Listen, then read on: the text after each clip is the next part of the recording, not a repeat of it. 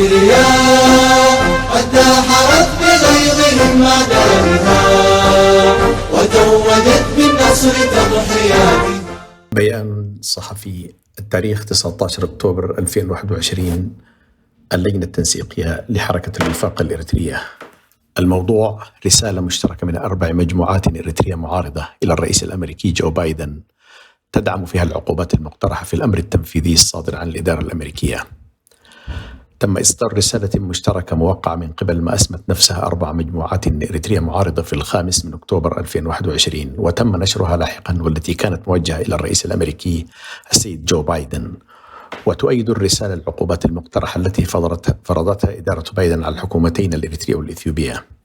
ومع ذلك هناك بعض القضايا الخطيرة للغاية التي يجب على حركة الوفاق الإريترية الأصلية المعروفة أيضا باسم سنيد، وهي حركة سياسية معارضة للنظام الحالي في إريتريا، معالجتها وتوضيحها في هذا البيان الصحفي لتجنب بعض الاستنتاجات الخاطئة أو سوء الفهم أو الأحكام الخاطئة.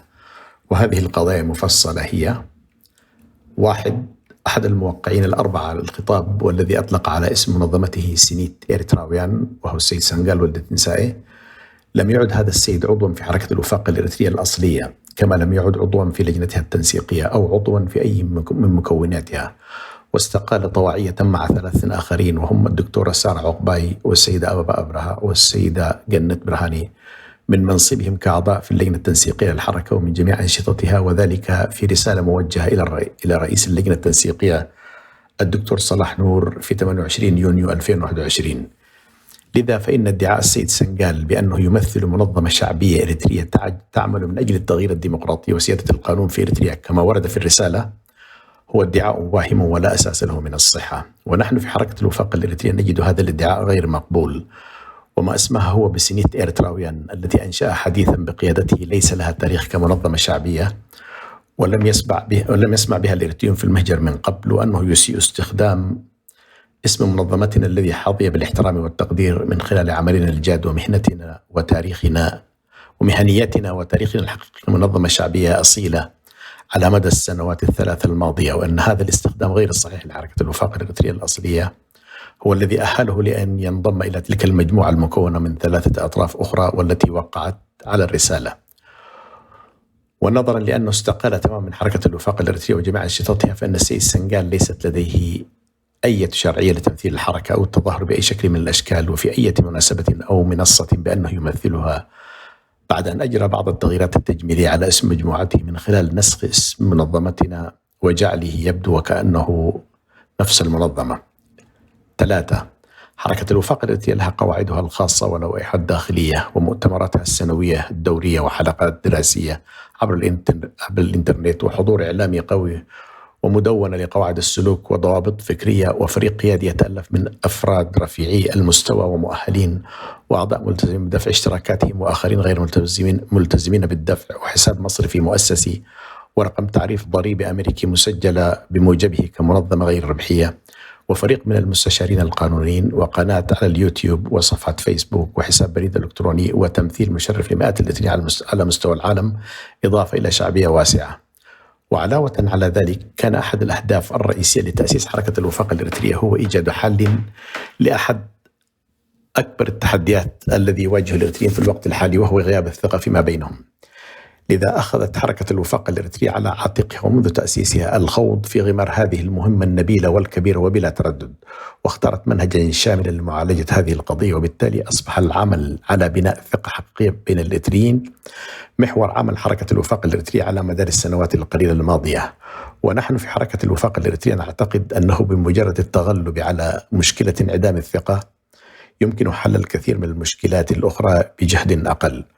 ومن بين الأعمال البارزة التي قامت حركة الوفاق الإريترية بإنجازها منذ نشأتها هي الخروج ب4 وثائق متميزة لمعالجة التحديات التي تواجه بلادنا وشعبنا. وهذه الوثائق هي: أولا، وثيقة أهداف التغيير التي تتحدث عن الانتقال المنظم إلى الديمقراطية في إريتريا. ثانيا، وثيقة الإعلان العالمي لحقوق الإنسان وبما يعكس الواقع الإريتري 30 مادة زائد 5 مواد إضافية. ثالثا، خارطة الطريق لهزيمة النظام الدكتاتوري في إريتريا من خلال التعاون بين قوى وطنية ديمقراطية إريترية موحدة. رابعا، مقترح دستور للمرحلة الانتقالية في إريتريا. وينظر إلى حركة الوفاق الأصلية من قبل أعضائها ومؤيديها على أنها موضع ثقة ومسؤولة، وبالتالي هذه السمعة الطيبة والقائمة على الإنجازات المذكورة أعلاه هو كل ما يريد السيد سنغال الذي سيختطفه بطريقة مخزية. 4. من الأمور المثيرة للسخرية في الرسالة أيضا هو الشعار الذي استخدمه لما يسمى بمجموعة سنيت إريتراويان. استخدم السيد سنغال التنسائي نسخة مشوهة من شعار منظمتنا لجعله شعاره أشبه بشعارنا، لجعل شعاره أشبه بشعارنا وبالتالي تضليل الناس. فعلى سبيل المثال الكلمة العربية لسنيت وهي الوفاق والمأخوذة من شعارنا نحن تظهر فيه حروف اللغة العربية مبعثرة وغير قابلة للقراءة، وهذا يعتبر تزويرا آخر من بين التزويرات الأخرى في الشعار. كما أن استخدامه لكلمة سنيت بالتجرينية تتكرر مرتين على نفس الشعار بطريقة مخادعة في محاولة لتكرار شعارنا الأصلي. 5. خدعة أخرى ملحوظة استخدمها السيد سنغال في الرسالة وهي تشويه عنوان البريد الإلكتروني التابع لنا ليستخدمه باسم مجموعته، وكان عنوان بريدنا الإلكتروني الرسمي في حركة الوفاق الإريترية على مدار السنوات القليلة الماضية هو sineteritrea@gmail.com، وأخذ السيد سنغال عنوان البريدي بشكل احتيالي وأضاف الرقم 2 في نهايته ليصبح sineteritrea2@gmail.com لتضليل الناس عمدا.